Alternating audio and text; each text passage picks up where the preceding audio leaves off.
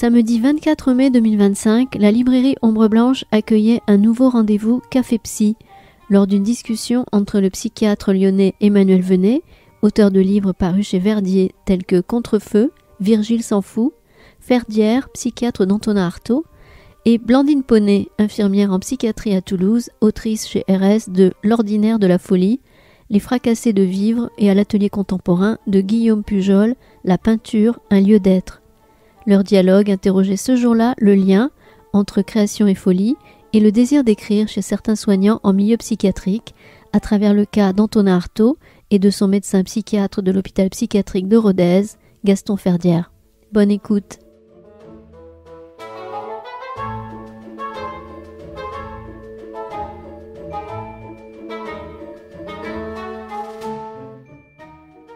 Eh bien, bonjour à toutes et à tous, et bienvenue donc pour ce dernier Café Psy de l'année 2024-2025. Voilà, tout d'abord, nos excuses pour une erreur de communication, d'information, puisque certains peut-être ont vu qu'il y avait une annonce pour le 22 mai. Café Psy 22 mai, erreur. C'était une erreur. Voilà, et nous en excusons, et j'espère que ça n'a pas trop amené de perturbations. Ça a été un peu réparé, mais disons pas sur le papier du bulletin d'Ombre Blanche. Ça a été réparé sur le bulletin Internet, quoi. Voilà.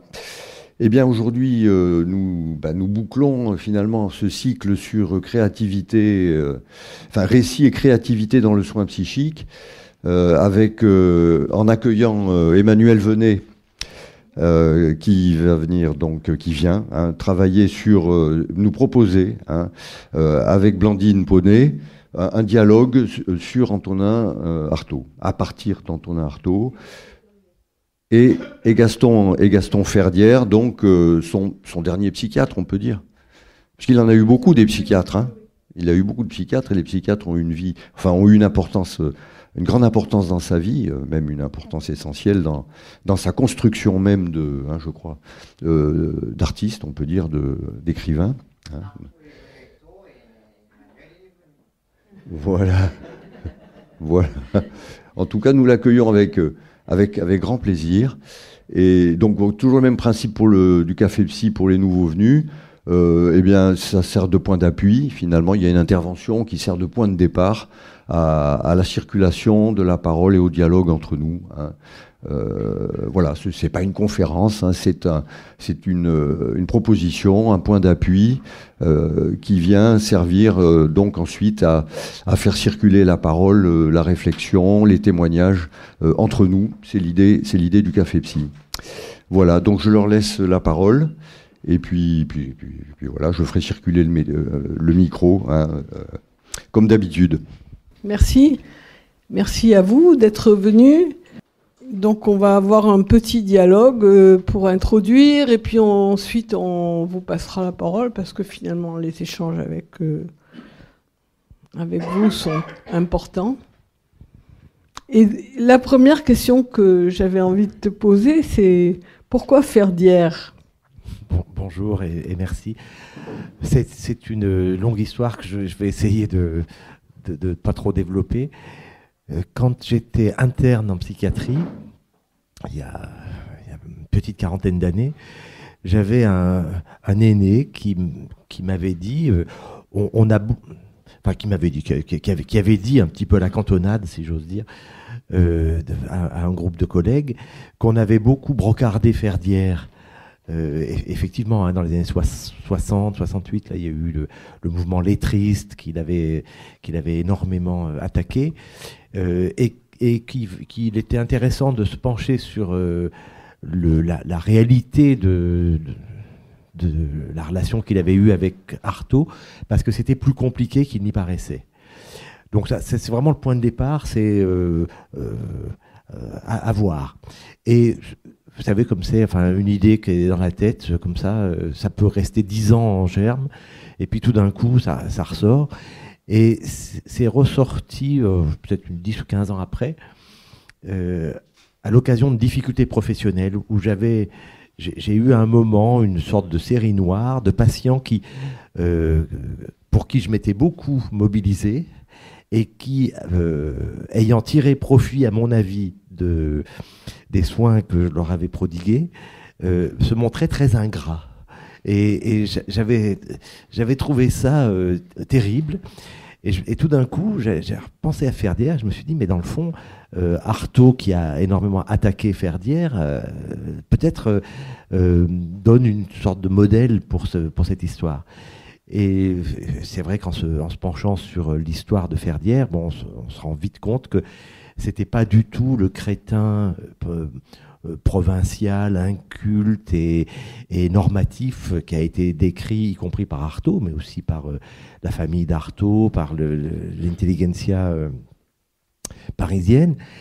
C'était un type qui était même plutôt ouvert, qui, jeune, s'était intéressé à la poésie, avait hésité entre une destinée littéraire et une destinée médicale, et qui s'intéressait au mouvement surréaliste à son tout début, vraiment à la racine du mouvement surréaliste, et qui avait d'ailleurs élu André Breton comme son phare poétique. Alors Breton l'a pas tant côtoyé que ça, et l'a un petit peu instrumentalisé, mais la relation quand même avec le surréalisme a été beaucoup plus forte avec Desnos, qui est un personnage, je trouve, absolument touchant et magnifique, enfin, à mon sens plus touchant qu'André Breton.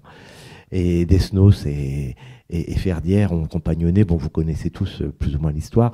Desnos tenait table ouverte une fois par semaine chez lui avec Yuki, et Ferdière y était invité. Artaud y était aussi invité en tant que membre éphémère du groupe surréaliste, qui s'était vite fait virer par Breton, mais pas par Desnos. Et ensuite, c'est Desnos qui a recollé le lien entre les deux, puisqu'il était allé visiter Artaud à Villévrard. Il l'avait trouvé dans un état épouvantable, probablement pas loin de mourir, de dénutrition, d'enfermement dans son délire aussi. Et il a sollicité Ferdière, qui était entre-temps parti à Rodez comme médecin directeur, pardon. Mais sa mutation à Rodez était une mutation disciplinaire. Je ne reprends pas toute l'histoire, mais c'est qu'il avait fait une étape à Chazal-Benoît, qui lui avait permis de passer la ligne de démarcation, Ferdière, parce que c'était un hôpital qui dépendait des hôpitaux de la Seine. Oui. Et en fait, dans cet hôpital, il a refusé de donner les noms des syndicalistes de son hôpital. Enfin, en tout cas, c'est aux nazis. Oui, il était... Mais il avait été attaqué aussi pour autre chose. Ferdière avait un talent incroyable pour se faire détester, et il avait échangé les tickets de rationnement de tabac des malades contre des pommes de terre, estimant qu'il valait mieux qu'ils mangent plutôt qu'ils fument. Et les malades étaient très très intéressés de fumer, et tout le monde y était tombé dessus en gros, et dans les autorités. Et puis il passait pour un réfractaire, pour un rebelle, donc il avait été muté. Et l'histoire Desnos rencontre à Villévrard retrouve Artaud à Villévrard, je crois que c'est en été 42. Le temps de s'entendre avec Ferdière, d'organiser le truc. Effectivement, à ce moment-là, il y avait zone libre, zone occupée. Et en novembre 42, l'Allemagne investit la zone libre. Il n'y a plus de ligne de démarcation. Et le transfert d'Artaud de Villévrard à Rodez via Chazal-Benoît reste un transfert complètement impossible à expliquer, à argumenter, donc avec un grand risque que les Allemands s'en étonnent et qu'éventuellement il y ait des problèmes. Donc c'est vrai que Ferdière a été très courageux sur cette affaire, et qu'il a très très bien accueilli Artaud à Rodez en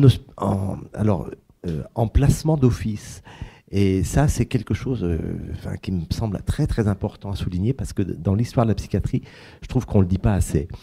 La loi de 1838, qui était une loi plutôt humaniste, crée à la fois les établissements psychiatriques, l'obligation dans chaque département d'avoir un établissement psychiatrique, mais aussi les modalités d'admission sous contrainte, d'internement, comme on disait à l'époque, mais en sachant, et ça on ne le dit pas assez, que l'internement était la condition pour que les soins soient pris en charge. Alors, il y avait le placement volontaire qui était à la demande d'un membre de l'entourage et qui était très minoritaire parce que les internés qui étaient sous ce modèle-là, c'était leur famille, c'était le demandeur qui devait payer les soins. Et le placement d'office, qui était au nom de l'ordre public, la sécurité publique, décidé par les préfets, donnait la possibilité que ce soit les conseils généraux qui prennent en charge les frais d'hospitalisation.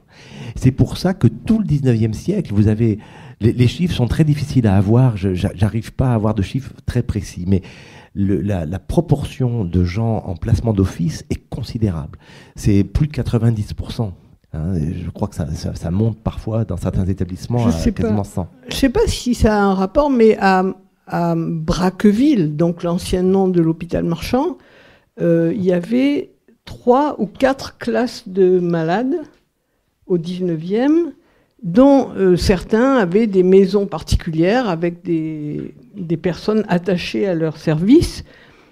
Et je sais que la pension qu'ils donnaient servait à payer l'hospitalisation des indigents.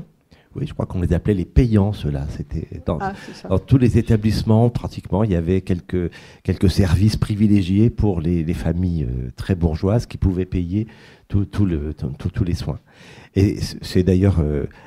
ça a disparu des hôpitaux, mais c'est réapparu dans les cliniques. Ça fait rare. Il y a des services VIP dans les cliniques qui sont extrêmement chers. Ça sert à... Ça sert à... Ça sert aux médecins, ça sert pas aux indigents. Ah oui, c'est ça. Oui, ça sert à acheter des Ferrari.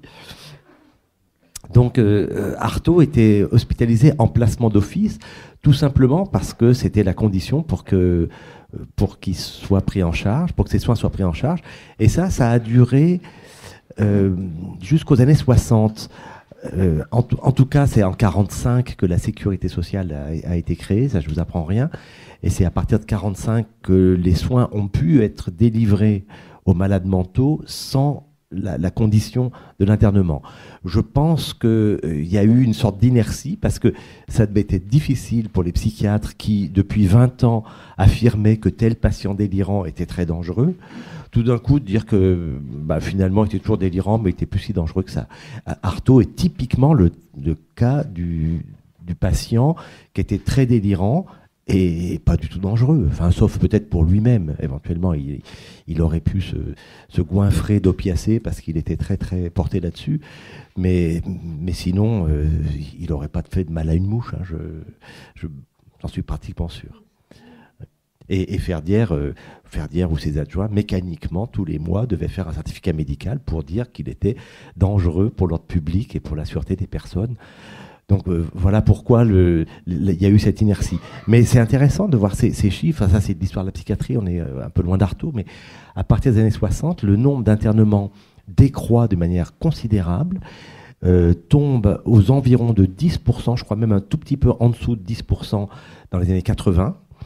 Et en 90, il y a une nouvelle loi sur la contrainte de soins qui est promulguée à la demande, ou sous l'impulsion de l'Europe et de la Charte européenne des droits de l'homme qui demande plus de garanties contre les internements arbitraires. Et ça fait bondir, ça fait doubler le nombre d'internements, la lutte contre l'internement arbitraire.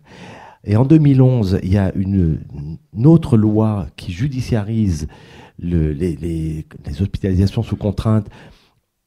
C'est-à-dire que le juge intervient au nom de la défense des libertés individuelles, puisque vous savez que le préfet défend l'ordre public et les juges défendent les libertés individuelles, et au nom des libertés individuelles, ça redouble encore. Et donc on passe de 28 000 à 50 et quelques mille, 51 000 je crois, à la loi de 90, et de 50 et quelques mille à 94 000 avec la loi de 2011. C'est absolument vertigineux. Dans le même temps, c'est quelque chose enfin, je m'éloigne un peu, mais c'est quand même, moi, ça me choque énormément. Le nombre de lits d'hôpital public diminue de manière considérable, en somme des 2 tiers. On passe de 122 000 à 41 000 à peu près. Ce qui fait que quand on va maintenant dans les hôpitaux psychiatriques, alors que quand j'étais interne, on avait 10 à 20% des lits qui étaient occupés par des gens sous contrainte, maintenant c'est facilement la moitié à 2 tiers, à 3/4. C'est une ambiance tout à fait différente, c'est-à-dire une régression majeure de la psychiatrie vers une psychiatrie à nouveau sécuritaire et asilaire. Et là, on peut dire un grand merci à M. Nicolas Sarkozy qui a beaucoup aidé à ce mouvement-là. Tout à fait. Alors, je reviens un peu à Ferdière et à ton livre, parce qu'il me semble quand même que il y a un fil, enfin en tout cas moi j'ai le souvenir de ma dernière lecture de ton livre sur Ferdière où il y a un fil qui suit tout le long, c'est la question de travailler en psychiatrie et d'écrire. Et enfin bon, oui, je ne sais pas comment dire. En fait, tu nous présentes un peu Ferdière comme un écrivain contrarié. Bon, peut-être que c'est un peu exagéré que je le formule comme ça, mais enfin voilà, je voulais, comme on est sur récit, création, qu'une de mes questions personnelles, pourrait-on dire, c'est la question du fait que la folie fait écrire, les soignants comme les patients. Voilà, je remets ça dans le panier du débat. Alors, j'ai eu l'occasion de dire, j'espère que je rabâche pas trop, mais que l'écriture de ce livre, pour moi, c'était une autobiographie d'un autre. C'est-à-dire que... Ah, voilà. Oui, j'osais pas le dire. J'ouvre la porte sur mon intimité. C'est vrai que je l'ai écrit à un moment où j'étais dans une situation interne extrêmement particulière. J'avais écrit un premier livre en 91 qui était paru chez Gallimard et qui était un livre très intime qui correspondait à la fin de ma période de formation. Oui, l'internat et le clinica. Et juste au moment où ce livre est sorti chez Gallimard, j'ai commencé à être praticien hospitalier, c'est-à-dire, on va dire, professionnellement adulte. Et je me suis retrouvé dans une situation curieuse où à la fois les rencontres avec le monde psychiatrique, au sens très large, les malades, les équipes, tout ce qui s'y passe, provoquaient en moi une espèce d'appétit d'écrire considérable, et en même temps une inhibition à arriver à produire un livre qui se tienne tout aussi considérable. Et quand j'ai découvert la figure de Ferdière, qui s'intéressait donc à la poésie surréaliste, et qui avait écrit lui-même de la poésie lorsqu'il était adolescent, et si vous trouvez un jour des recueils de poésie de Ferdière chez des bouquinistes, sautez dessus, parce que c'était tiré à 200 ou 300 exemplaires, c'est des trucs introuvables aujourd'hui. Ça n'a pas une immense valeur bibliophilique, mais ça en a quand même. Et puis ça pourra peut-être en prendre avec le temps. Il a écrit, je crois, 4 recueils de poésie en tout. Et puis, je pense que... Enfin, moi, je me suis un peu identifié à lui dans le sens que je me suis dit, il a dû aussi, une fois qu'il avait commencé à travailler en psychiatrie, dans des conditions d'ailleurs bien pires que moi, puisque c'était au début de la Deuxième Guerre, qui s'est retrouvé vraiment adulte professionnellement, à Cheuzal-Benoît, justement. Il a plus pu écrire. Enfin, visiblement, il a écrit un dernier recueil en 1937, je crois. Il était parti avec les brigades internationales pour la guerre d'Espagne, pour aider les républicains espagnols. Et puis il en a ramené un recueil de poèmes qui était sans doute pas très satisfaisant, que je ne connais pas. Je n'ai jamais eu l'occasion de le lire. Et lui a jeté l'éponge à ce moment-là. Alors il a continué d'écrire des articles, des textes théoriques, en particulier beaucoup sur l'art brut et sur la créativité des artistes bruts, mais plus du tout de fiction ou de création personnelle. Et je me disais, peut-être que le psychiatre avait tué en lui le poète, et peut-être c'est ce qui est en train de m'arriver. Enfin, moi, j'avais un peu cette impression-là que je rencontrais en tant que psychiatre, je crois ce que j'ai appelé la prose du malheur, enfin je ne sais plus la formule, mais quelque chose comme le tragique de vies qui sont bousillées, saccagées par la souffrance mentale considérable, mais qui finalement désamorce toute pulsion poétique ou créatrice. Bon, c'était pas tout à fait vrai, hein, le mouvement est revenu après, mais au moment où j'ai écrit ce livre sur Ferdière, c'était vraiment ça que j'éprouvais. Alors il faut peut-être dire, parce que c'est mon 3e livre, on pourrait dire, il y en a un juste avant, mais en fait pas tout à fait. Le texte sur Ferdière, je l'ai écrit en 2002, et il est paru dans un ouvrage collectif tout à fait confidentiel. C'était un livre jubilaire pour Jacques Hockman, qui partait à la retraite, et c'est un bouquin qui est à peu près introuvable. C'est un ami qui m'a, non, un parent plutôt, qui un jour l'a lu et m'a dit, mais tu peux pas laisser ce texte aussi peu diffusé, parce que ça mérite. Et donc c'est là que je l'ai proposé à Verdier. Entre-temps, j'avais écrit le Précis de Messine imaginaire, qui était sorti en 2005. Je ne sais pas si je suis capable de raccrocher avec Artaud. Mais si, on va raccrocher avec Artaud. Parle-nous d'Artaud un petit peu. Oui, alors bon, peut-être je ne vais pas dire tout.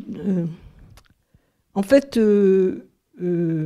Artaud, je l'ai rencontré, on pourrait dire, par le biais des lettres de l'échange qu'il a eu avec Jacques Rivière, qui était à l'époque, en 1923, Artaud envoie... Alors, il a eu... donc, il est marseillais, il a eu toute une période... déjà une enfance assez agitée et pleine de troubles. Et puis, je crois qu'il est hospitalisé pendant 5 ans, à Marseille, en Suisse, avant ses lettres. Enfin, hospitalisé en maison de repos, voilà.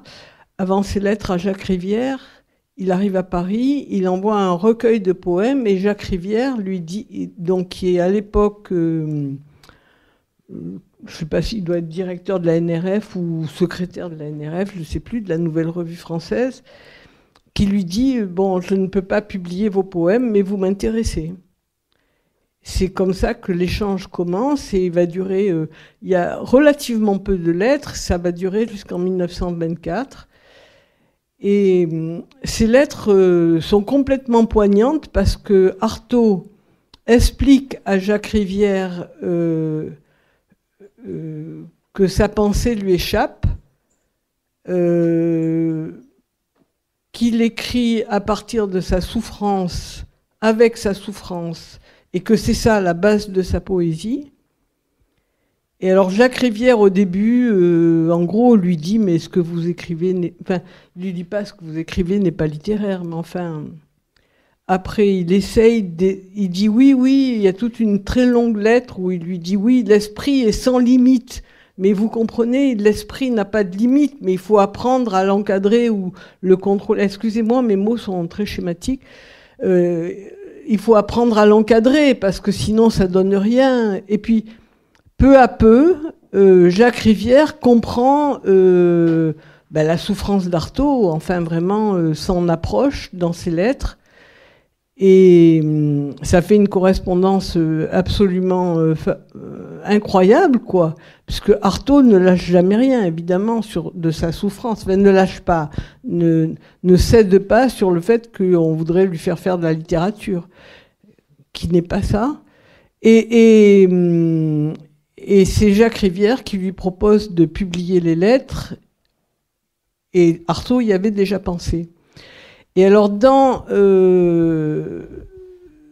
cet échange, il décrit complètement comment sa pensée lui échappe. Enfin, on attaque sa pensée, en fait. Il n'arrive pas à l'exprimer, et à un moment donné, il dit, mais Je ne suis pas au monde. Il faut que vous compreniez que je ne suis pas au monde. Enfin, c'est encore plus. Et que il faut que je retrouve parce que. Cette inapplication à l'objet qui caractérise toute la littérature est chez moi une inapplication à la vie.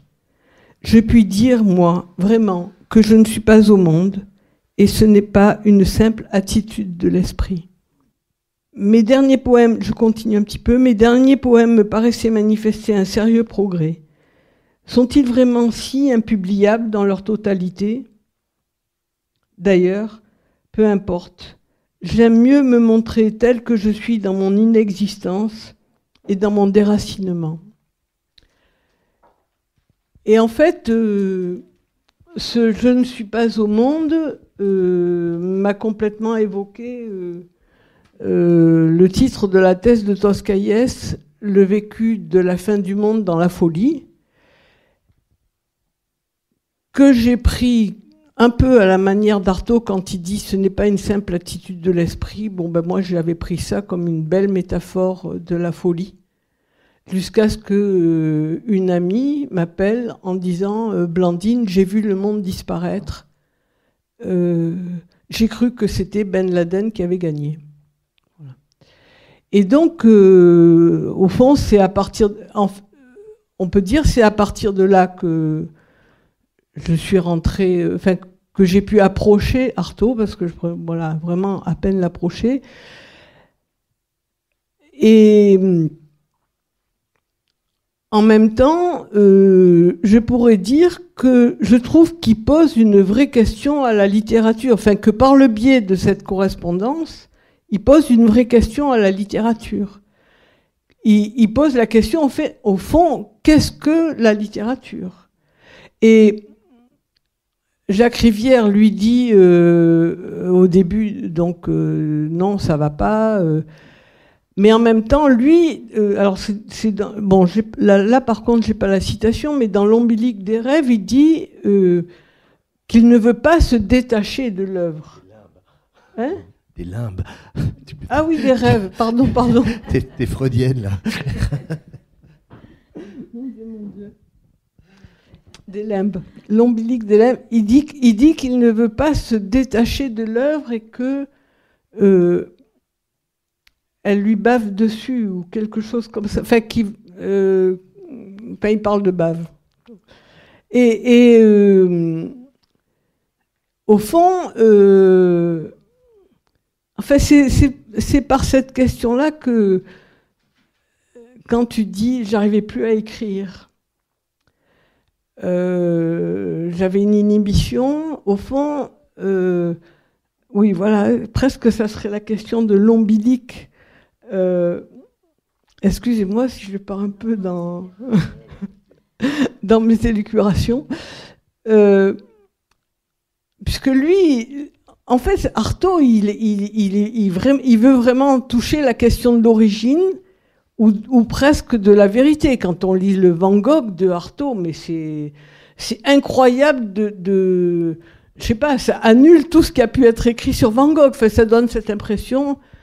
Et enfin, en tout cas, on a envie d'adhérer à tout ce qu'il dit, quoi. Tellement c'est beau, tellement c'est saisissant. Et au fond, cette question... Oui, alors, excusez-moi. J'avais lu une préface de Philippe Bonnefils au Horla de Maupassant qui parlait de l'extériorité de l'œuvre. Et alors, j'avais été éblouie par cette notion du fait que l'œuvre doit être extérieure à l'artiste. Et ce matin, ou je ne sais plus quand je trouve dans l'ombilique des limbes le fait que l'œuvre est indétachable, pour Artaud en tout cas, voilà, ça semble être exactement le contraire de ce que dit Philippe Bonnefils, quoi, dans cette préface du Horla. Et je me demande si la question dans l'écriture, bon voilà, où est l'origine Je ne saurais pas te le dire, mais Enfin bon. J'ai jamais perçu comme aujourd'hui, tu vois, dans cette présentation que tu fais, la continuité incroyable qui va du tout début de l'œuvre d'Artaud jusqu'à l'extrême fin. C'est-à-dire que Jacques Rivière, au fond, dans sa réponse négative à publier les premiers poèmes, lui dit: vos poèmes, il y a quelque chose qui cloche, il y a quelque chose qui boite. On ne sait pas trop comment il le dit, parce qu'on n'a pas le... Enfin, on a la première lettre, mais c'est pas très précis, c'est pas vraiment le... Je regrette de ne pouvoir publier vos poèmes dans la Nouvelle Revue Française, mais j'y ai pris assez d'intérêt pour désirer faire la connaissance de leur auteur. Donc on ne sait pas pourquoi. Et après, on comprend qu'il a reproché à ses poèmes de manquer de... je sais pas comment dire, d'une sorte d'encadrement, de travail littéraire. Voilà, c'est peut-être c'est un peu trop... D'extériorisation. Oui, c'est ça. Et c'est un peu trop éruptif. Et au fond, c'est Jacques Rivière, c'est pas Ferdière, qui dit « je vais redresser votre poésie ». Vous savez, à la fin, dans le Van Gogh, Artaud dit peut-être que Van Gogh ne s'est pas entendu dire par le docteur Gachet, je vais redresser votre peinture, mais comme je me le suis fait laisser dire par le docteur Ferdière, hein, c'est à peu près ces mots, pas tout à fait. Et donc c'est Jacques Rivière qui commence comme ça, et Artaud est dans le même mouvement, on pourrait dire revendicatif, mais revendicatif de manière beaucoup plus touchante, je trouve, au début. Il dit, mais les imperfections de mes poèmes, c'est les imperfections c'est moi-même, c'est ma maladie. Je souffre d'une effroyable maladie de l'esprit. Vous vous souvenez, c'est la première phrase, je crois, de sa réponse. Et il parle de dissolution, etc. Et il présente ses poèmes comme ce qu'il a pu, malgré la maladie, arracher à la langue. Et ils sont comme ça, et ils ne peuvent pas être mieux, et lui, Artaud, ne veut pas qu'ils soient mieux. Il va y avoir exactement la même scène avec Ferdière dans l'époque de Rodez, qui est 43-46, un peu tardivement, parce qu'au début, il y a un gros malentendu entre les deux. Hein. Artaud considère que Ferdière a voulu le sauver, que c'était un ange. Mais c'est vrai, il l'a sauvé. Oui, mais il lui dit, vous êtes un ange, docteur Ferdière. Artaud était beaucoup en lien avec des démons, hein, quand même, il faut s'en souvenir, des envoûteurs, des sorciers, etc. Et puis, à un moment, on a l'impression, dans cette correspondance qui est absolument magnifique, hein, si vous ne l'avez pas lu, il faut absolument sauter dessus, on a l'impression que Artaud comprend que Ferdière est un homme et pas un ange, enfin que c'est un humain avec toutes ses imperfections. Et là, il lui fait la leçon, il lui dit, mais vous, ce que vous appelez du délire, c'est juste la source. Oui, c'est juste la source. La bave, tu crois Il dit, Monsieur Ferdière, les délires du poète, je m'excuse encore, les états mystiques du poète ne sont pas des délires, Monsieur Ferdière, ils sont la base de sa poésie. Ouais. C'est ça. Et c'est exactement la même revendication qu'avec Jacques Rivière au début, sauf qu'on a l'impression que que la dissolution délirante est beaucoup moins présente en 23-24 qu'en 43-46, où là, carrément, c'est une évidence que Artaud délire à plein but, quoi. Même depuis plus tôt, depuis 37, hein, depuis l'épisode de la canne de Saint-Patrick et tout le début de l'hospitalisation. L'auteur et psychiatre Emmanuel Venet, en dialogue avec Blandine Poney, lors d'un café psy à la librairie Ombre Blanche à Toulouse, le 24 mai 2025, à propos d'Antonin Artaud et de Gaston Ferdière, son psychiatre.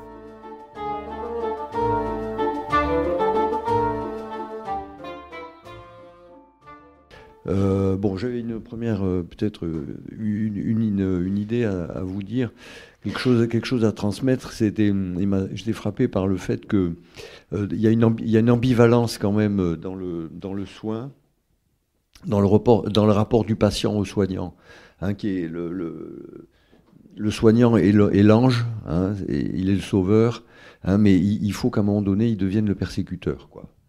Hein, c'est quelque chose, je crois, de quand même assez présent, je dirais.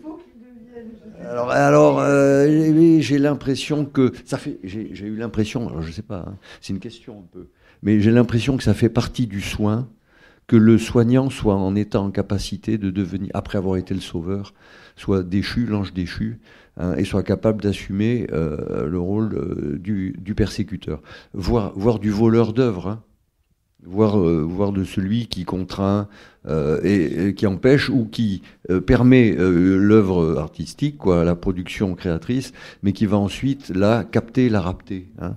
C'est un thème de persécution, hein.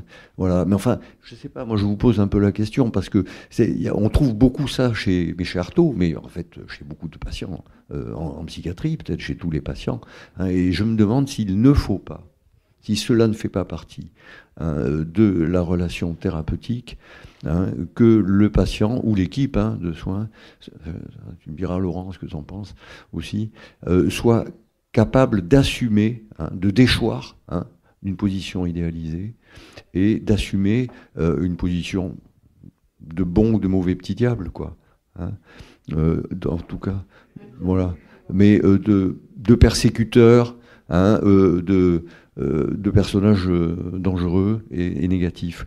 Voilà, je crois que là il y a un jeu, hein, entre le sauveur et le voleur ou le diable ou le persécuteur, qui doit être tenu pour qu'il puisse y avoir quelque chose qui avance du point de vue de la thérapie. Je vous pose la question, c'est une première question. Mais voilà, vous n'êtes pas obligé de tout de suite y entrer. Hein, mais voilà, Maryse. Oui, peut-être pour compléter, enfin pour envisager ça d'une autre façon, est-ce que Artaud, la colère d'Artaud contre Ferdière a été puissante du fait de l'aggravation de son délire, ou est-ce que il y avait, enfin, quand Rivière n'accepte pas, enfin ne peut pas publier, ça va dans le même sens en fait, Artaud ne semble pas être atteint comme quand, voilà. Est-ce que c'est les figures qu'il représente, c'est-à-dire l'un est du côté de la littérature et l'autre du côté du soin, qui fait que Artaud le vit différemment. Mais bien sûr, vous avez dit aussi qu'il y a une aggravation de son état. Mais bon, ça va un peu dans le même sens. Le rapport à... Mais oui, voilà. Mais bon, je me dis, est-ce que c'est parce que c'est un soignant, enfin... Et c'est vrai qu'on retrouve ce thème de l'ingratitude, hein, en somme,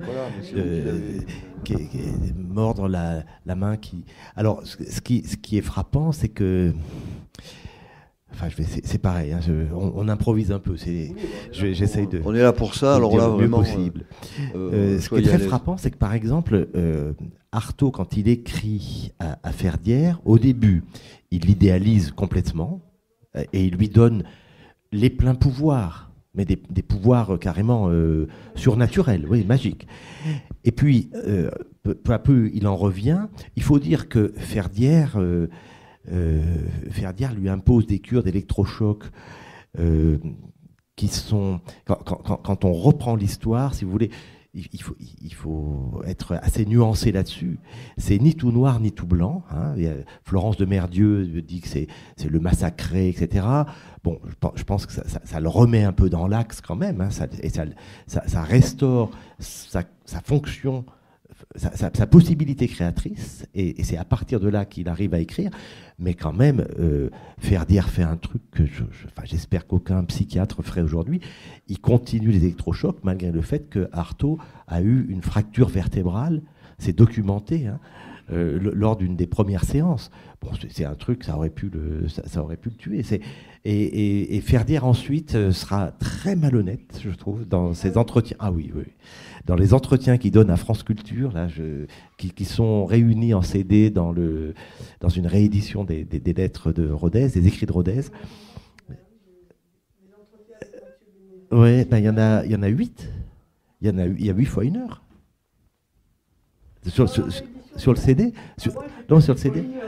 Et la voix de Ferdière, il y a un moment, c'est tout à fait odieux. Bon, je me perds un peu en digression, mais Mathieu Hénézy lui demande et les électrochocs. Moi, je n'ai jamais fait d'électrochocs à Artaud, dit-il, avec une voix très fausse, très, très spasmée.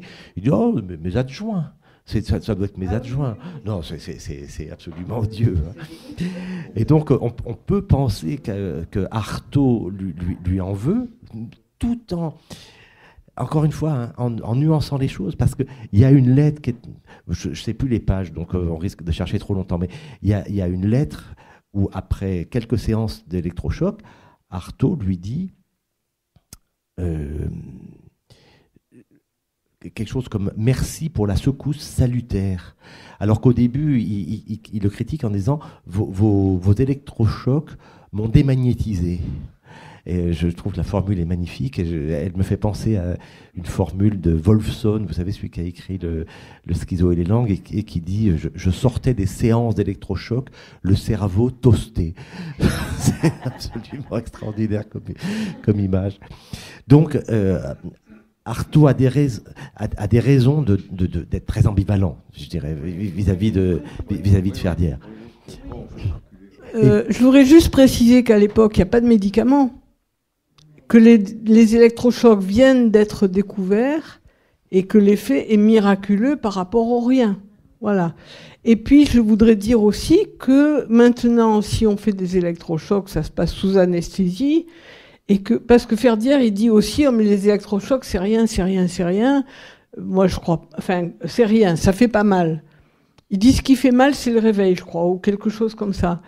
Mais je crois que si on fait on fait des anesthésies pour qu'il n'y ait pas de fracture, justement, des choses comme ça. Mais je crois aussi quand même que les électrochocs, c'est une souffrance énorme.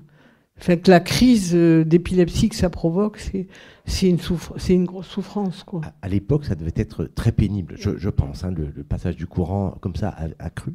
Et puis il savait pas il savait pas les doses. Enfin, maintenant, je sais pas, les doses sont un peu étudiées. Il en a eu 50. Là aussi, dans les entretiens, 52, il ment parce que. Enfin, il dit oui, c'est mes adjoints qui ont fait les électrochocs. Mais de toute façon, que ça soit lui ou ses adjoints, c'est lui qui les a prescrits. Hein. Et il dit oh, mais il en a eu qu'une dizaine. Bon, il en a eu 52, je crois. 52, c'est ça. On a compté. Et donc, ce qui est curieux sur l'ingratitude, c'est que l'impression générale, c'est que les soins qu'il a reçus lui ont restauré en lui quelque chose d'une capacité à écrire, avec cette dernière lettre que j'appelle dans mon livre une lettre d'huissier. Il écrit à Ferdière, alors il n'y a plus de délire.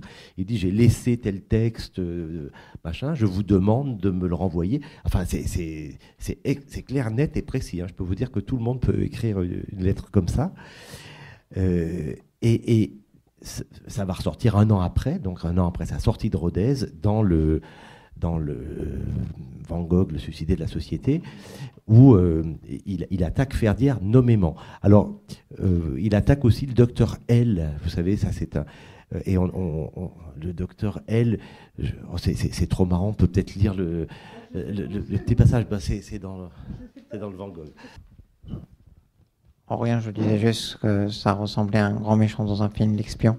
Mais c'est vrai qu'effectivement, j'avais envie de dire que non, en fait, qu'il n'est pas nécessaire. Je ne pense pas qu'il soit nécessaire pour la séparation du psychiatre et de son patient, de forcément le trahir d'une manière qui invalide sa vision du monde, parce que si le délire lui fait faire des poèmes qui sont bons et donc que des gens peuvent s'y relater, eh bien à ce moment-là, est-ce que c'est encore un délire ou est-ce que c'est juste une expérience mystique? Je voulais rajouter quelque chose qui concerne l'électrochoc. Je l'utilise, je l'indique, mais pas en psychiatrie. Moi, je suis cardiologue et heureusement, on a l'électrochoc. L'électrochoc, le principe, en fait, c'est... Il y a une partie de tel organe, je ne sais pas, pour nous, c'est le cœur. Il y a une partie qui est l'oreillette. Elle sème la bagaille, c'est-à-dire c'est des cellules qui sont perturbées. Et ce qui est comme un dit révolutionnaire. Donc, pour faire le choc électrique, en fait, c'est pour mettre tout le monde par terre, et puis après, le cœur va reprendre son rythme. Et je pense que déjà, la relation entre le choc électrique et Artaud, on n'oublie pas quand même que ce sont des membres de sa famille qui ont inventé ce système, et le pauvre, il dit qu'il a commencé par là, à l'âge de 6 ans, il est le premier choc électrique. Donc, on ne peut pas mettre en cause l'électricité même, mais en fait, c'est à l'indication. Donc, nous, on doit se poser la question en cardiologie. On a inventé autre chose qui s'appelle l'ablation par radiofréquence. On a dit, bon, maintenant, au lieu de punir tout le monde, mettre tout le monde à zéro, et le cœur reprend, et des fois, il ne reprend pas, mais il fallait... Donc, il y a l'anesthésiste à côté. Donc, on a inventé un autre système qui est l'ablation. Là, on va chercher vraiment le coupable. On va aller par un cathéter, on va aller à la zone qui est coupable, et là, on envoie l'ablation par radiofréquence, et comme ça, on n'a plus besoin. Mais on essaye toujours quand même de faire le choc électrique. Ça peut durer 1 mois, 2 mois, 1 an. Mais c'est un peu pour rajouter à l'histoire. Justement, je voulais vous remercier parce que si vous avez évoqué une inhibition à l'écriture, elle a été quand même formidablement levée.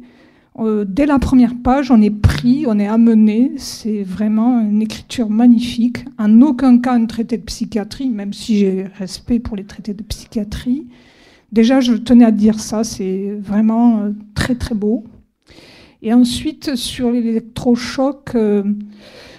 Adèle Young, dans Mon nom est Elisabeth, qui est sortie récemment, a mené une enquête formidable, et notamment elle est remontée à la source des électrochocs. Et on perçoit à travers son enquête, c'est relatif à son arrière-grand-mère, voilà, à quel point ce n'était pas anodin. Et ne serait-ce que physiquement, avec 2 trous, cette très très belle femme qui était fragile aussi, son arrière-grand-mère, elle en a conservé 2 trous de chaque côté, là. Et on voit à quel point elle a fait vraiment un travail fantastique d'enquête à plein de niveaux. Donc je crois que si on veut être un peu informé de ce que pouvait être, même si tu as dit que bon, il n'y avait rien et c'était mieux, on peut être informé de à quel point c'était quelque chose d'effroyable aussi à vivre. Oui, je dis, il y a Jeannette Frame qui parle beaucoup des électrochocs en tant que patiente. C'est fabuleux ce qu'elle raconte de ses hospitalisations. J'ai retrouvé la citation du docteur L pour le plaisir. Alors, vous savez, il dit la psychiatrie n'est qu'un réduit de gorilles. Quand tu dis que tout est magnifique, bon, c'est vrai que c'est parfois un peu agressif. Tu dis dans le Van Gogh, oui, tout est vrai. Bon, c'est peut-être, mais enfin. Alors, il dit qu'il connaît un psychiatre qui se rebella à l'idée de me voir accuser en bloc tout le groupe de hautes crapules et de faiseurs patentés auxquels il appartenait. Moi, monsieur Artaud, me dit-il, je ne suis pas un érotomane et je vous défie bien de me montrer un seul des éléments sur lesquels vous vous basez pour porter votre accusation. Je n'ai qu'à vous montrer vous-même, docteur L, comme élément. Vous emportez sur votre gueule le stigmate, bougre d'ignoble saligo. C'est la binette de qui introduit sa proie sexuelle sous la langue et la retourne ensuite en amande pour faire figue d'une certaine façon. Cela s'appelle faire son beurre et trier son propre persil. Si dans le coït, vous n'avez pas obtenu de glousser de la glotte d'une certaine façon que vous connaissez et de gargouiller en même temps du pharynx, de l'ésophage, de l'urètre et de l'anus, vous ne pouvez pas vous déclarer satisfait. Bon, c'est quand même... C'est un peu fort. Et ce docteur L ne serait pas du tout la très Molière, mais Lacan. Je trouve que c'est... Bonjour. J'aimerais beaucoup revenir sur le terme d'ingratitude que vous avez utilisé pour parler de ce que vous pouvez éprouver, comment pouvaient se comporter vos patients après. Est-ce qu'on ne peut pas penser plutôt que, et je me base aussi par rapport à ce que vous avez dit des traitements des électrochocs d'Artaud et de sa réaction après, que finalement le patient finit plutôt par se rendre compte de la domination qu'exerce le médecin sur lui. Domination sociale, mentale, physique aussi. Je pense à la camisole chimique, par exemple, aujourd'hui, qui est quand même directement le fait du médecin. Est-ce que vous ne pensez pas que ça vient peut-être de là aussi, ce comportement qu'il peut avoir? Voilà. Merci beaucoup.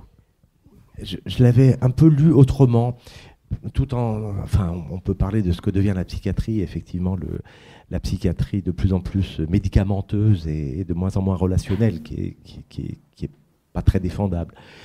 Mais moi, je l'avais interprété comme le fait de rendre à un patient de la liberté. Ça, c'est une idée que j'emprunte à Henri Hay. Henri Hay, c'est un théoricien qui n'a pas eu vraiment beaucoup de suiveurs, de disciples. Il n'y a pas une école. Il y a les lacaniens, il y a des jungiens, il y a des freudiens, mais il n'y a pas beaucoup de hayiens. Oui, alors peut-être. Mais en tout cas, Henri Hay avait une formule assez compliquée, je ne saurais plus vous la citer vraiment mot à mot, mais où il disait le travail du psychiste, du soignant en psychiatrie, c'est de restaurer, de rendre au patient une liberté perdue. J'y crois beaucoup. Et j'ai l'impression que le fait que Artaud ait retrouvé une liberté interne, en même temps qu'une liberté réelle, quand il est sorti de Rodez, lui a permis d'écrire ce Van Gogh, qui était à la fois un texte somptueux, effectivement, c'est un texte écrit en défense de tout ce qui pourrait s'apparenter à un écrasement par la psychiatrie de la pulsion créatrice. C'est une revendication très très forte de respect de la pulsion créatrice, même si cette pulsion a les deux pieds dans le délire ou un pied dans le délire. Mais ça s'accompagne donc d'une réaction très hostile. Enfin, il y a des phrases, ce que je viens de vous lire par exemple sur la psychiatrie, c'est pas très tendre, et il y avait vraiment une incrimination directe de Ferdière, mais je pense que c'est l'effet de la liberté reconquise. Donc, une sorte de paradoxe. Alors peut-être que c'est un passage obligé, peut-être que si Artaud avait eu plus de temps devant lui, hélas, il est mort l'année d'après le Van Gogh, d'un cancer, semble-t-il, enfin d'après Henri Mondor, d'un cancer, et d'après Ferdière, des conséquences de son opiomanie. S'il avait eu plus de temps, peut-être qu'il serait un peu sorti, un peu revenu de cette rage revendicatrice. Mais peut-être pas non plus. En tout cas, c'est vrai qu'on le voit beaucoup dans la pratique de soins courante. Il y a des moments de révolte contre l'institution de soins ou contre les soignants, qui sont probablement aussi des moments de révolte contre la maladie, contre le fait que la maladie empêche, limite, fait souffrir. Et c'est des passages obligés qui me semblent intéressants à connaître et auxquels il faut savoir résister. Moi j'avais une question aussi, mais pas toute simple, par rapport à cette idée que l'écriture ou l'acte de peindre, enfin l'acte créatif, est soignant. Je veux dire que c'est assez contesté. J'ai lu assez récemment une autrice qui avait donc écrit à partir des traumatismes vécus et qui dit non, ça ne soigne pas du tout le fait d'écrire. Alors voilà, je voulais un petit peu voir si on pouvait élargir un petit peu cette question ou l'entreprendre en tout cas, c'est-à-dire est-ce que ça soigne ou pas, quoi, finalement. Est-ce qu'on peut dire que c'est thérapeutique le fait d'écrire pour quelqu'un qui va pas bien, par exemple? Est-ce que ça sauve? Est-ce que ça permet de sortir de la maladie? Ou est-ce que c'est une autre histoire? C'est pas une question donc de... Voilà, parce que c'est vrai qu'il y a un standard qui peut laisser penser qu'effectivement ça soigne d'écrire, mettez-vous à écrire, ça vous fera du bien, etc. Alors voilà, c'est un peu ma question.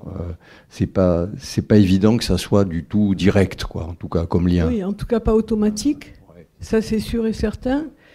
Et puis je crois aussi que la question, quand on dit c'est soignant ou ça n'est pas soignant, on est dans un ou bien. Et peut-être que... ça me fait penser à Guillaume Pujol. Peut-être ça serait plus facile pour moi de parler de Pujol que de Artaud. Guillaume Pujol, donc c'était un patient, enfin un malade qui était hospitalisé en 1926 à l'asile de Braqueville, ancien nom de Marchand, qui s'est mis à peindre en 1935. Il a fait un dessin d'une scène, d'une engueulade qu'il avait eue avec des infirmiers ou des gardiens, je ne sais pas qu'est-ce que c'était à l'époque, et ça a fait beaucoup rire, et à partir de là, il a continué à peindre au point qu'il est devenu une figure de l'art brut, et on connaît son existence par Jean de Kecker, qui était un interne de Gaston Ferdière, qui a très bien connu Artaud et qui a écrit des choses absolument magnifiques sur Artaud. Et Jean de Kecker, donc interne de Ferdière, a fait une thèse sur Guillaume Pujol qui est parue en 1948. Et en fait, Pujol, il est absolument pas soigné de sa maladie. Encore qu'au début, donc Pujol a fait la guerre de 14-18, il était engagé, et il est fort probable que ce soit à cause de la guerre qu'il ait été hospitalisé en psychiatrie.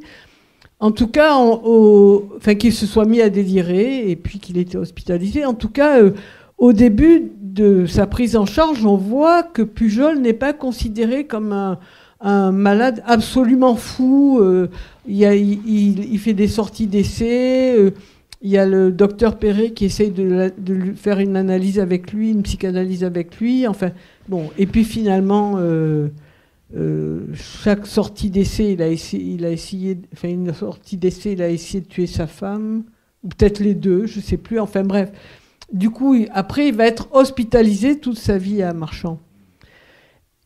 Et il n'est pas soigné, et même on pourrait dire que sa souffrance n'arrête pas d'empirer pratiquement. Enfin, il est violent, on sent dans le dossier, bon, il ne reste pas grand-chose dans le dossier, mais on sent qu'il est toujours dans une souffrance terrible, quoi. Mais en même temps, je crois que la peinture... alors, j'ai intitulé ça lui fait un lieu d'être. Voilà, mais je crois que c'est très réel, quoi. C'est-à-dire que il a organisé sa vie avec la peinture. Il a toute une construction. Il a fait une boîte où il range tous ses outils. Il fabrique ses propres outils de peintre.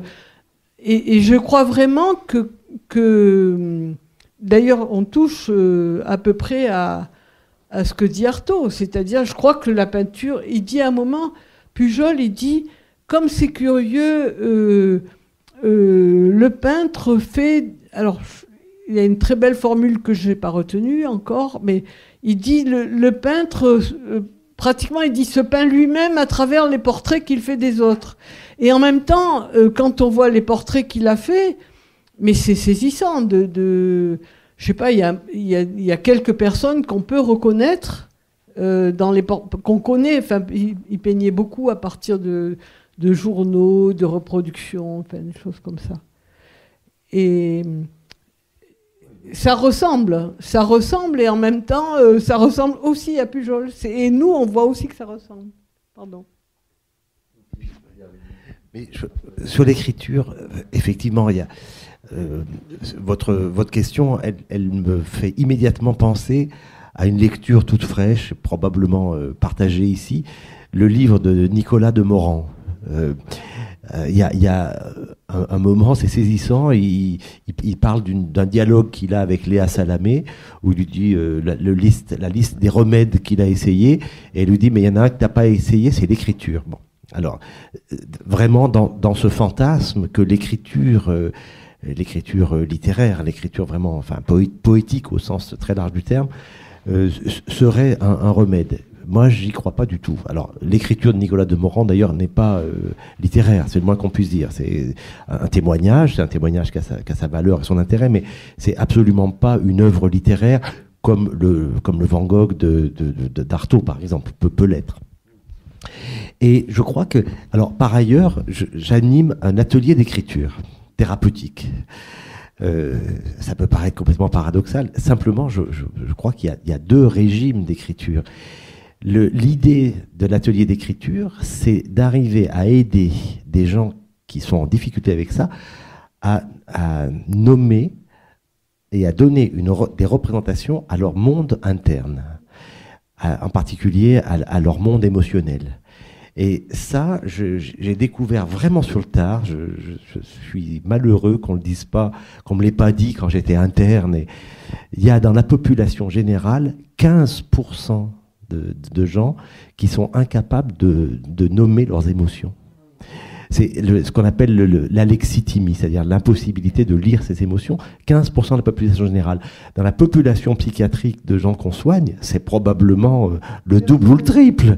Oh, non, peut-être pas que 90%, mais c'est en tout cas une proportion considérable. Et on l'a pas en tête. Et si on l'a pas en tête, on n'ouvre pas cette possibilité aux gens de faire un travail là-dessus. Alors c'est un travail qui est passionnant, mais qui est pas artistique. C'est pas du tout artistique, c'est tout à fait autre chose. Et ça s'apparente, évidemment, c'est un média pour faire un travail thérapeutique, mais conventionnel. La proposition, c'est Artaud-Ferdière. C'est-à-dire, il me semble qu'ils sont indissociables. Et j'avais dans ma tête des patients inoubliables. Dans ma carrière, il y a eu des patients qui ont été inoubliables.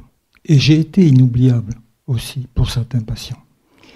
Et donc, il me semble qu'il y a quelque chose d'inoubliable dans ce rapport particulier dont on discute, on en fait une relation médecin-malade, mais c'est plus que ça. Il y a quelque chose de l'ordre d'une relation esthétique entre les deux. Alors si je dis ça, c'est que aussi, j'ai rencontré Ferdière au début de ma carrière médicale, puisque j'ai fait une thèse sur les autoportraits et sur le dédoublement, les doubles. Et mon président de thèse, qui était le professeur Guéral à Toulouse, m'avait envoyé à Rodez voir Ferdière. Et c'est ma première rencontre avec l'hôpital psychiatrique et avec un psychiatre d'hôpital psychiatrique. J'étais donc jeune médecin, c'était ma thèse. Et ce qui m'a frappé dans cette rencontre, c'est que très rapidement, il m'a posé beaucoup de questions sur mes origines espagnoles et sur la poésie espagnole. Et j'ai été obligé de le remettre constamment sur le sujet pour lequel j'étais là, qui était ma relation un peu particulière avec un patient qui avait vraiment un don sur le plan esthétique des autoportraits qu'il faisait, qui m'étonnaient et qui, me semble-t-il, entre Ferdière, qui a été ma première rencontre finalement d'un collègue, j'étais jeune collègue, début, et ça a été une rencontre importante. C'est un homme que j'ai trouvé avec beaucoup de solitude et il était à la fois là et pas là. Donc c'est une rencontre personnelle. Et en même temps, l'autre rencontre que j'ai faite à l'occasion de cette thèse, c'est la rencontre à la beauté picturale de la maladie mentale. Je ne généralise pas, mais ça m'a permis d'apprivoiser la maladie mentale et de pouvoir reconnaître le malade mental dans une dimension dont j'étais très loin de l'approcher. Et je trouve que dans cette discussion qu'on a aujourd'hui, ce sont ces choses-là qui me reviennent et qui me semblent tout à fait importantes, qu'on ne peut pas réduire uniquement à la relation médecin-malade. C'est particulier. Il y a quelque chose de singulier. L'inoubliable, oui, c'est quelque chose dont on ne parle pas assez dans notre expérience professionnelle. Il y a un livre qui a été écrit par une journaliste, je crois, qui a interrogé une quinzaine ou une vingtaine de psychanalystes, il me semble, ou de psychiatres, en leur demandant quel est le patient qui vous a le plus marqué, et tous racontent. Alors, je ne sais pas si j'ai plus la référence de ce bouquin. Ça vous dit rien, personne? Bon, il faut demander à un libraire ou à Internet, hein, je sais pas, on doit pouvoir trouver ça. C'est vraiment fascinant. On a tous, quand on a eu une expérience clinique, une figure qui nous a profondément marqué et avec qui a infléchi notre destin professionnel et peut-être même personnel. Enfin, je vais jusque-là.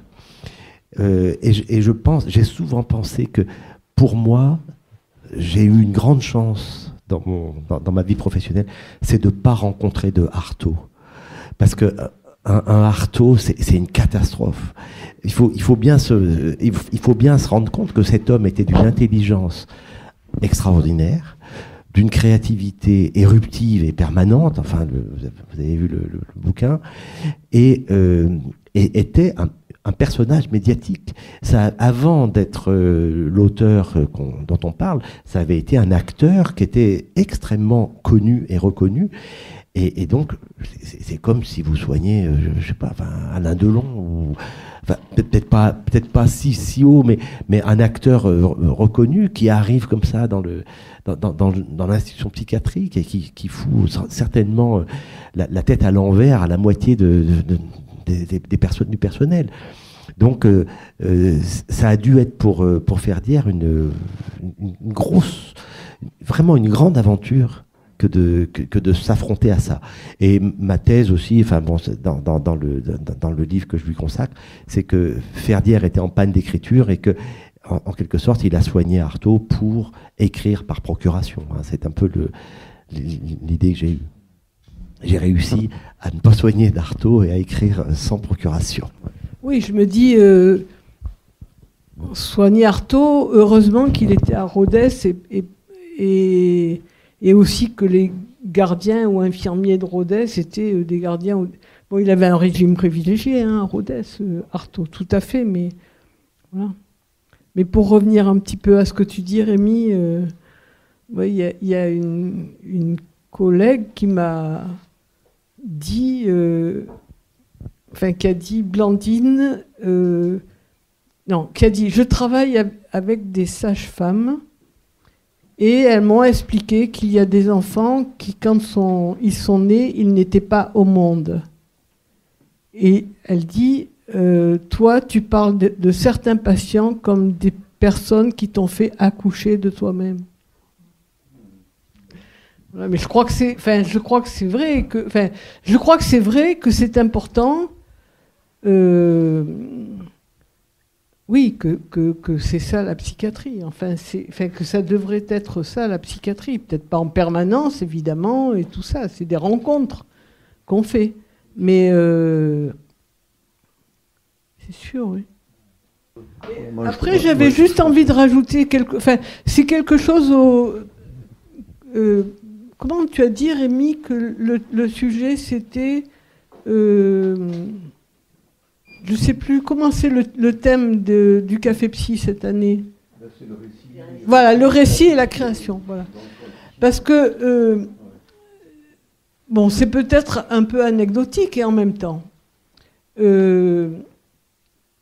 Moi, il y a quelque chose qui me frappait beaucoup dans le travail soignant, c'est qu'on était en permanence en train de ressasser, de parler des patients, dans une sorte de ressassement, pas un ressassement répétitif, mais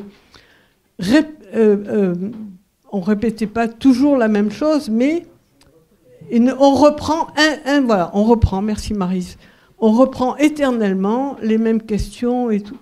Et j'ai l'impression que dans cette reprise qu'on a, qui échoue tout le temps, il y a quelque chose de la folie, de la présence de la folie entre nous, les soignants, et de son échec à se dire.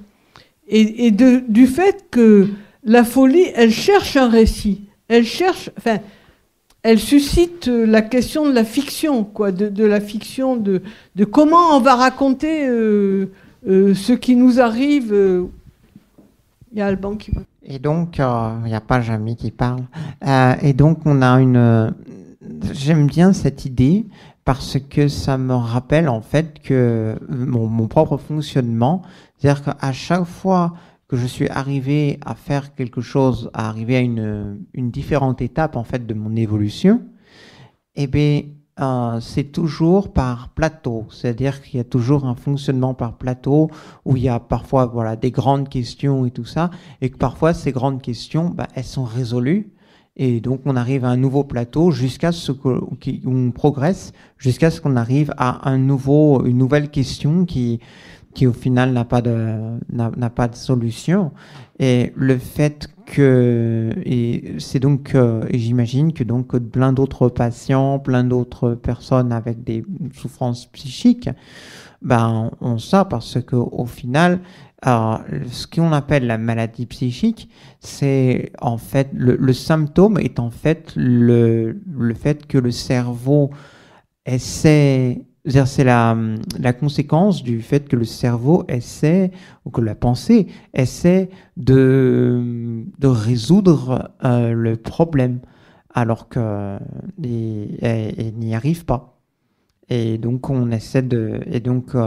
patients et soignants essaient de trouver le problème essaient de trouver la solution au problème de diverses manières et tout ça.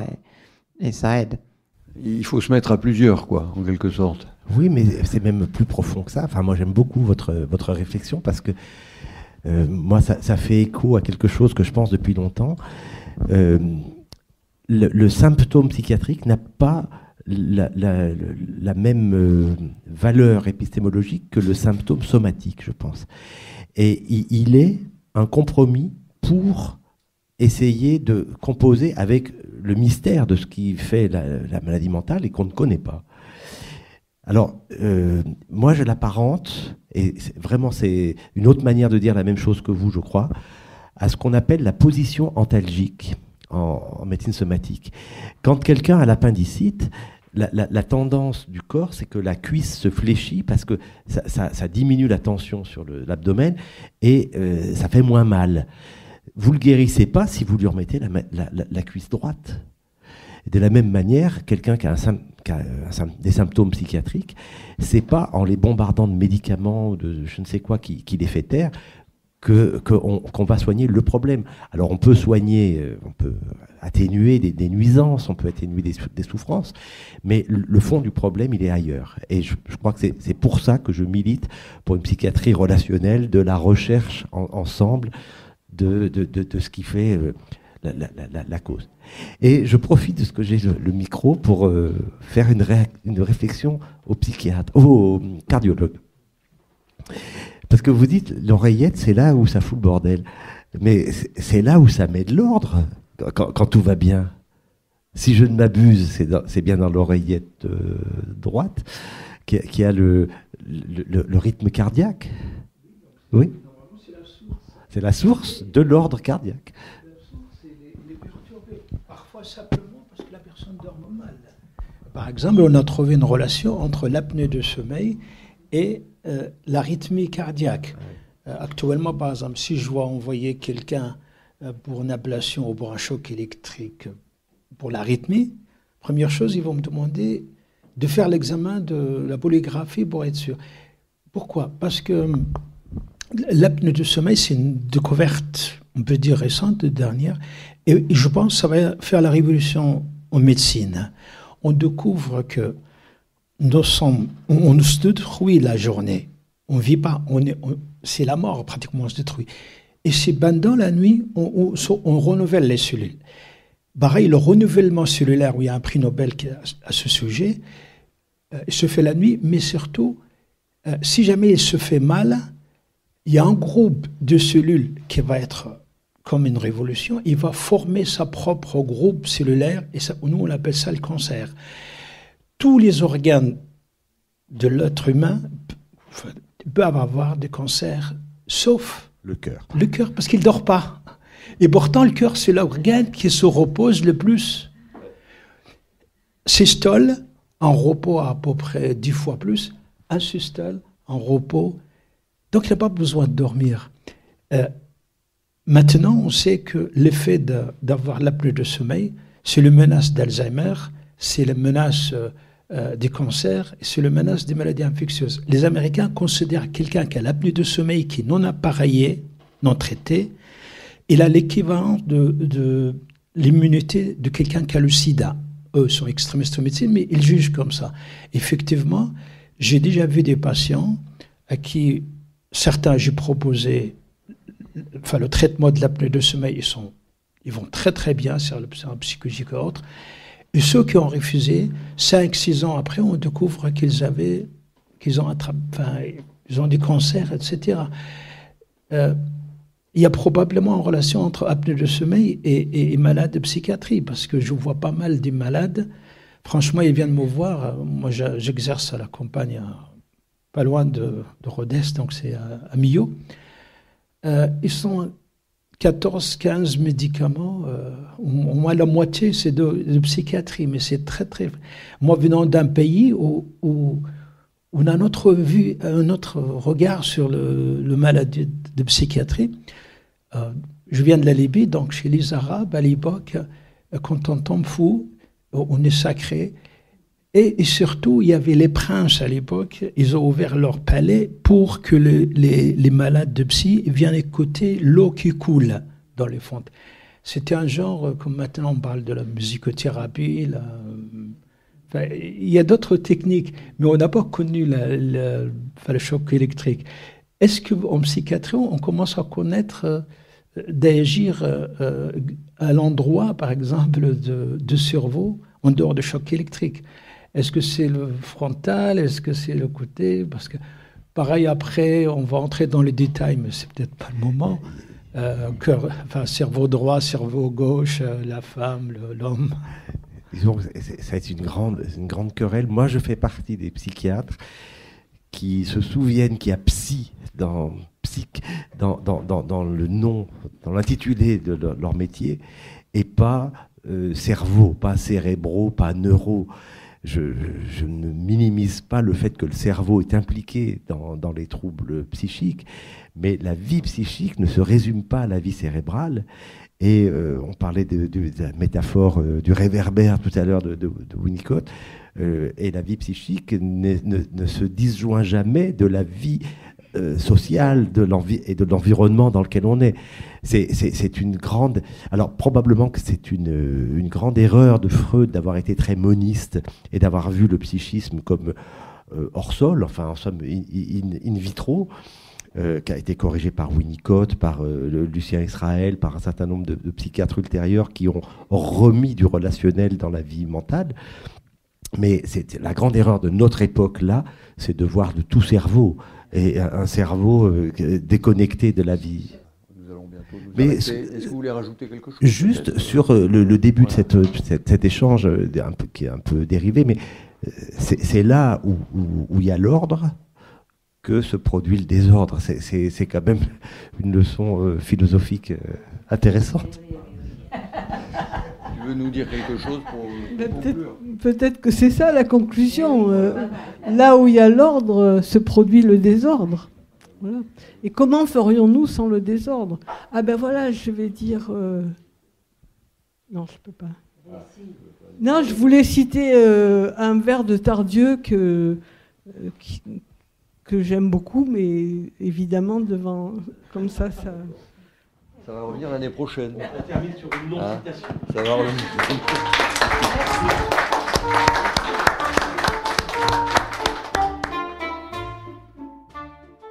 Vous venez d'écouter un Café Psy, enregistré à la librairie Ombre Blanche samedi 24 mai 2025, avec Emmanuel Venet et Blandine Poney, autour d'Antonin Artaud et Gaston Ferdière, et du lien entre création et folie.